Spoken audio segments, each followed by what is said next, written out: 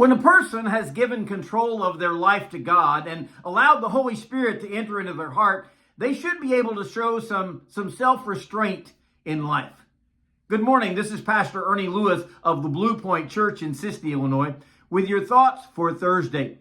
You know, the King James Version calls this virtue temperance, where one has learned to control their emotions, their actions, and certainly their fleshly desires and their lusts. Galatians 5:22 says, "But the fruit of the Spirit is love, joy, peace, long-suffering, kindness, goodness, gentleness, faithfulness, and self-control. Against such there is no law." Now, how do we begin to exercise self-control over a sinful nature and a spirit that longs for the things of this world? You know, dieters struggle with it all the time. Alcoholics seem to fight it all their lives. It should be simple to overcome.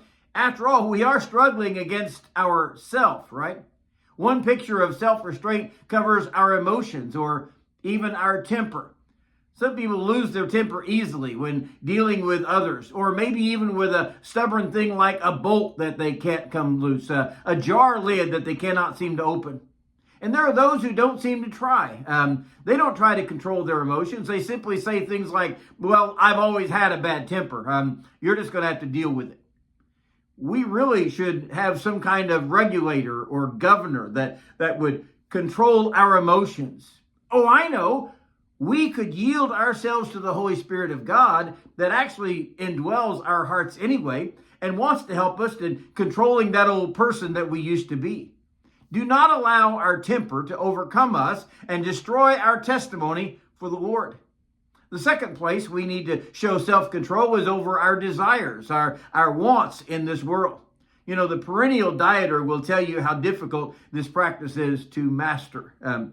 But I'm not just talking about the desire for food. I'm talking about the lusts of the flesh, which draw us to sin. Paul said, "Let not sin therefore reign in your mortal body, that you should obey it in the lust thereof."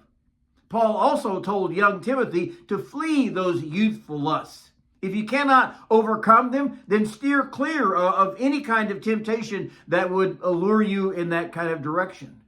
And finally, self-control must be exercised on our tongue, what we say.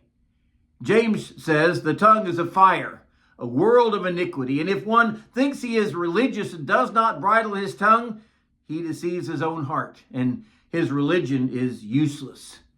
So we need to work hard at self-control, whether it be our lusts, our temper, or controlling our tongue and speaking to others. Temperance is a virtue. And when the Holy Spirit of God cultivates its fruit, self-control will be the vine that blooms in us.